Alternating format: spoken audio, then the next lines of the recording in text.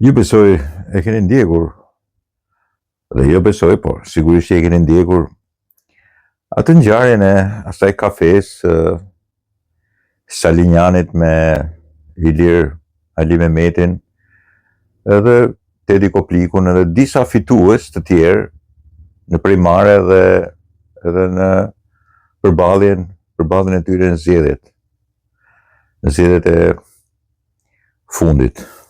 Ato njerëz të cilët morën jo vetëm vota, por e kishin vështirë të thonë që na kanë vjedhur kundërshtarët politik. Po, një farë mënyre deklaruan që lufta e ashpër brenda llojit i ka sabotuar. Bile është edhe zoti Kalaja, Vlon Kalaja. Aty ishte edhe i generale Xhemal Gjungshi. Ishin edhe disa tjerë të cilët pa diskutim kanë treguar që edhe në momentet që thuhet që ishte farsë zgjedhore kanë marrë shumë vota. Kanë marrë shumë vota dhe në vende të vështira. Dhe kjo sigurisht nuk shkon ke narrativa e farsës, por unë nuk do merrem me këtë, sepse këtë narrative ndërton që pa filluar zgjedhjet. Sali Berisha dhe sigurisht pastaj e shfrytëzon duke mbushur trut e njerëzve sikur të gjithë komplotet e botës janë kundra Sali Berishës. Në vërtetë është problemi i madh i tij. Po unë tash do të trajtoj këtë problem. Ishin mbledhur për të pirë një kafe, për të biseduar me njëri tjetrin, dhe unë kam dëgjuar edhe në një intervistë shkurt të Salinjanit, ai ishte në të vërtetë në burg për çështjen Babale. Por sidomos Ali Mehmetin edhe një ditë po dëgjoja edhe Tedi Koplikun. Të cilët po mundohen të justifikonin këtë që ore ne s'kemi kundra gjë, as kundra Berishës, as kundra partisë. Ne thjesht kemi disa vrejtje të cilat duhen kaluar në institucionet e partisë për të diskutuar edhe për të parë me njëri tjetrin në sy dhe për të marrë përsipër edhe ne fajet tona, krahas farsës edhe vjedhjes që na ka bërë kundërshtari politik. Sepse ky mund të jetë diskursi, ndryshe, po nuk e the këtë, je shërptori dhe spioni i Ramës edhe agenti i tij brenda Partisë Demokratike, se kështu shpallesh në Partinë Demokratike. Por unë po e lej në këtë lloj narrative, nuk po e besoj. Them që Partia Demokratike është Parti Demokratike. Është Parti Demokratike, po nuk e ka mbledhur Këshillin Kombëtar nga 9 muaj. Dhe këtu ka drejt Ilir Ali Mehmeti. Por një farë mënyrë dhe Tedi Kopliku ka të drejtë thotë që shiko se partia duhet përvijuar, të modernizohet dhe të shkojë drejt një subjekti politik i cili e shikon edhe veten krahas kundërshtarit politik, organizon edhe veten. Normalisht tash Tedi është i ri edhe nga një përkraje e madhe që në të vërtetë e lan jashtë listës megjithëse ishte më i miri, mund shikohet pastaj edhe si një frymë e cila nuk e di, mbase i bën mirë, mbase i bën keq Partisë Demokratike, po që sigurisht në mendimin tim i bën shumë mirë. U mblodhen pra pinat kafen, edhe Berisha tha që unë s'merrem me organizimet e kafeve. U mblodhen dhe normalisht njëri prej tyre, Xhemal Gjungshi, Sali Berisha bëri goditjen e radhës, vendosi në Partinë Demokratike shefin e, nuk e di, me çfarë merren, shefin e sigurisë kombëtare, nuk e di, në Partisë Demokratike, nëse i vendosi një pozicion. Dhe u pa qartë që sigurisht ai pastaj kërkonte me normalitetin e veprimit të Berishës që ti një farë mënyrë jo ti përçante, sepse ai nuk mund të pësoj asgjë nga një grupim i cili pi vetëm kafen.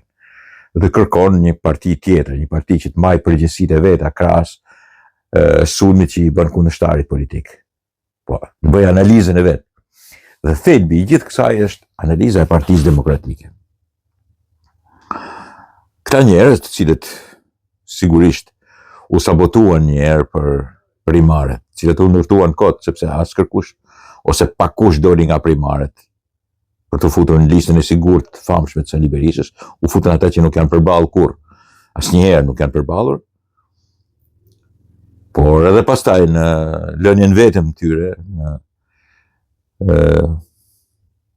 përballjen që kishin me kundërshtarin dhe pastaj përballjen me njëri tjetrin. 3 lufta të mëdha të pa respektuara si nga leadershipi i partisë, ashtu dhe nga partia vetë, sidomos nga Sali Berisha. Ti thua shto gjëra kështu, si thonë, filloj pastaj, si e kanë zakon, jo vetëm që komunist e patronazhist, po një njeri për të sulmuar, për të luftuar. Kështu që si Salinjani, ashtu dhe Ilir Ali Mehmeti, të cilët normalisht janë personat të një fryme tjetër, mënyre tjetër të konceptimit, sidomos Ali Mehmeti, pavarësisht mos dakordësisë si kam me të, që vazhdon akoma të besoj ke Sali Berisha, por nese, ai e di se kjo është mënyra më e mirë, duke mos e sulmuar, por duke hequr nga një tull të gjithë atij lapidarit të jashtëzakonshëm i cili i ka zënë rrugën jo vetëm reformimit, po edhe demokracisë brendshme në Partinë Demokratike, dhe që e ka emrin Sali Berisha, sigurisht, sipas meje. Po dhe të rive si Teti Kopliku, edhe të tjerëve aty, demokratëve të ri, që nuk mund ta aprovojnë as me moshën e tyre, por njëkohësisht as me vizionin e tyre të sotëm të 2025-s, një parti demokratike të drejtuar nga një 81 vjeçar i cili në mendimin e tij nuk ka asgjë të re, nuk shpik asgjë të re, nuk krijon asgjë të re. Po të njëjtën mënyrë ka ato foltorët e tij, protestat e tij që kanë gjithmonë më pak njerëz, dhe asnjëherë mungesën e trashëguar të një partie të mbyllur dhe absolutisht jo demokratike, që nuk mbledh asnjëherë forumet, po gjitha vendimet i merr Sali Berisha. Pastaj joshja për ta përçarë atë si me gjungshin, për t'i dhënë me kuptu edhe atyre që janë atje. Shiko se këta janë mbledh për kafe se më kërkojnë mua poste në Partinë Demokratike, se Sali Berisha nuk është i zotit t'japi më asnjë postë qeveritar. Kishte poste qeveritare ADD, po postë në parti, shefin e sigurimit të partisë, institucionin e sigurisë kombëtare të partisë. Nëse gjëra të tilla. Dhe këtë e hedh sepse normalisht do që të tjerët të lexojnë, militantët dhe gjysmë militantët, kokboshët akoma më poshtë nuk e kuptojnë hiç, po thonë ju jeni patronazhist. Ja patrona i bleu dhe këta. I bleu dhe këta Edi Rama, bleu dhe Ali Mehmetin, bleu dhe Tet Koplikun. Ata që janë, sigurisht, i keni parasysh ato që kanë dhëmbët një po një jo, të prishura të gjysmë, ata që blejnë byrek, kur dalin miting, ose nuk e di shajnë me robë, kështu gjanash. Me këta që kanë mendimin filozofik të turmës poshtë, ata që sulmojnë edhe selin e tyre, ku e merr Lulzim Basha, që hypin me shkallë, që kacavire në përmure, që gjuhen me boj, me flak helsa, ta tipat kështu. Por ajo që është, në të vërtetë, është pikërisht ajo që desha të thosha. Edhe këto kafet janë gjëra të mira, nuk janë të këqija për Partinë Demokratike. Sepse dihet se ku e ka pengesën dhe filozofinë e saj. Të gjitha të mirat e të këqijat e saj kanë vetëm një emër. Dhe të gjitha ato që konsiderohen të mira, Sali Berisha, por edhe për ata që mendojnë më gjatë se sa kaq, të këqijat e saj, po Sali Berisha i kanë emrin. Ndërkohë që në Partinë Demokratike nuk mendohet shumë, mendohet që të gjitha të mirat janë të Sali Berishës, kurse çat jetë e keqe, pastaj çat janë shërptorët, janë të blerët të Edi Rama, të shiturit ke Edi Rama. Kurse mendimi i këtyre njerëzve që pinë kafe me njëri tjetrin dhe që diskutuan me njëri tjetrin, sigurisht është mendimi mirë. Partia Demokratike është katandisur në një shoqat të shëmtuar, e cila i shërben vetëm interesave të ngushta të një familje. As Sali Berishës sot, po të një familje, familjes tij. Dhe sigurisht, jo vetëm kësaj, i shërben edhe atyre 50, 60, 100 vetave që funksionojnë si zyrtar të Sali Berishës në atë që është fabrika më e madhe e tij dhe e vetmja, ka shqipronave që marrin edhe mendimin e Edi Ramës, sigurisht, se mos kujtoni ju se nuk e ndihmon Edi Rama Sali Berishën. Me keni gabim. E ndihmon shumë, sidomos në anën financiare. Sepse Sali Berisha e ndihmon Edi Ramën pastaj në anën politike. Është një diskurs tjetër. Por është ndërmarrja më e madhe politike e Sali Berishës. Është sigurisht mbështetja më e madhe politike. Ai nuk jeton dot pa këtë ndërmarrje. Sali Berishën më mirë çoe në prag, nuk dua ta them fjalën, se sa hiqja Partinë Demokratike është fundi i tij. Ai nuk jeton dot. Por nuk jeton dot me një parti demokratike, jeton me Partinë Demokratike të tij. Edhe këta tipat, Salinjani, Ali Mehmeti, edhe Tet Kopliku, dhe disa tjerë që kanë qenë aty, kanë përshtypje shumë i rëndësishme edhe ai Kalaja, po disa tjerë aty që janë përballur me elektoratin, janë përballur me primarët, kanë shumë të drejtë në organizimin e tyre dhe në kafet e tyre. A do dëgjohen? Nuk e di. A do merren parasysh?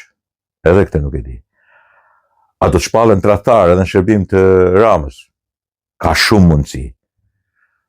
Çfarë do të ndodhi? Asgjë do të ndodhi. Absolutisht ka për të ndodhur, siç ka ndodhur të tjerëve.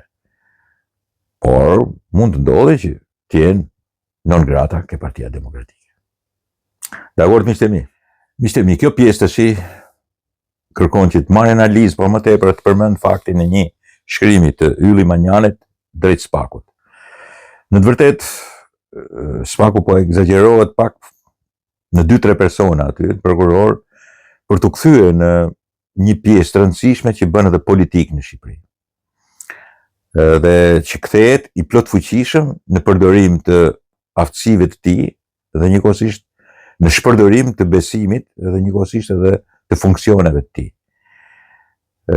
Spakun duhet ta ruajmë shumë që mos kalojmë pastaj ke Republika e Prokurorëve. Mos kalojmë ke Republikë e cila nuk e ka caktuar askush të bëj politika. Që të merret pastaj edhe me shtypin, të merret edhe me njerëzit që merren me median, që të merret edhe në survejim, përgjim të njerëzve të cilët nuk i ka ai për detyrë ta bëjë. Dhe nuk duhet lejuar kurrë për t'i bërë, sepse ndryshe interferon në pushtete të ndryshme, të cilët sigurisht nuk do t'i marrin leje Spakut si të veprojnë. Spaku ka zhndërtuar për një korrupsion në nivelet e larta. Dhe normalisht nuk mund të abuzoj me punën e tij, sepse nuk mund të bëjë ai politika, nuk është i zgjedhur i popullit ai. Është politika që e ka ndërtuar Spaku, nuk e ka ndërtuar populli. Nuk e ka votuar populli. Ata njerëz nuk i voton populli. Të mirë të këqij, ata që votohen nga populli, votohen nga populli. Ne i shajmë, po i ka votuar ky popull. Kurse Spaku ja. Ai nuk duhet të ngatrojë kompetencat e veta dhe me kompetencat që ka të ndërhyjë ke institucionet e tjera që sigurisht i takojnë normalisht kolonave të tjera vertebrale të demokracisë në Shqipëri. Dhe ne po e lexoj këtë. Në qoftë e vërtetë se Altin Dumani ka thënë se po mbikëqyrim kritikët publik të tij dhe në Spak, atëherë jemi përpara një situate dhune skandaloze të lirive dhe drejtave kushtetuese, kështu të paktën raportojnë disa media online. Dhe mbi këtë bazohet pastaj edhe shkrimi i Manjanit. Nuk janë fjalët e mia këto, janë të Manjanit. Në fakt Spak i drejtuar nga zoti Dumani ka ndërhyrë më shumë se sa herë të tjera ndaj medias. Ju kujtoj rastet, Lapsi Al, Elton Qyno dhe Artan Hoxha. Sigurisht kanë marrë materiale, celular, i kanë ndaluar për t'i bërë. Nuk i kanë rrestuar, por ama janë marrë me to. Spak nuk ka asnjë mandat të mbikëqyrë ata që kritikojnë. Aq më pak të nisë procedime të stisura të motivuar nga inati për kritikën. Gjithjën, nëse kjo është e vërtet, situata është alarmante.